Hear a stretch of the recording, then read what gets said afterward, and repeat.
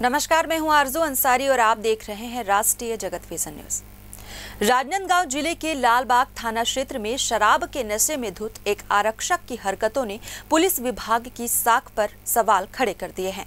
आरक्षक महेंद्र साहू ने पहले थाने में डायल 112 के ड्राइवर के साथ मारपीट की और फिर मेडिकल के लिए ले जाने पर जिला अस्पताल में साथ ही आरक्षक प्रभात तिवारी पर बेल्ट से हमला कर दिया।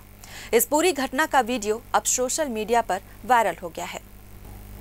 जब आरक्षक महेंद्र साहू नशे की हालत में सिविल ड्रेस में थाने पहुंचा था, वहां उसने पहले अपने ही साथियों से गाली गलौज और बदसलूकी की और फिर डायल 112 के ड्राइवर के साथ जमकर मारपीट कर दी।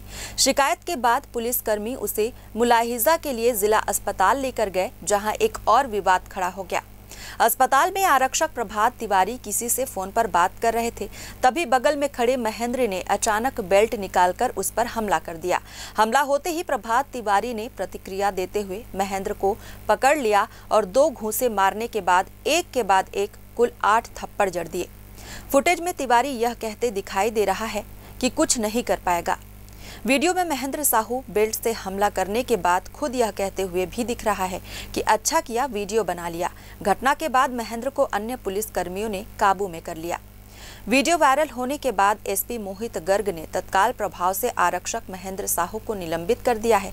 साथ ही मामले की जांच की जिम्मेदारी सीएसपी पुष्पेंद्र नायक को सौंपी गई है। फिलहाल पूरे मामले की जाँच जारी है। फिलहाल इस खबर में बस इतना ही। देश प्रदेश की खबरों से अपडेटेड रहने के लिए हमारे चैनल को सब्सक्राइब करें और नए खबरों के नोटिफिकेशन के लिए बेल आइकन जरूर दबाएं। नमस्कार।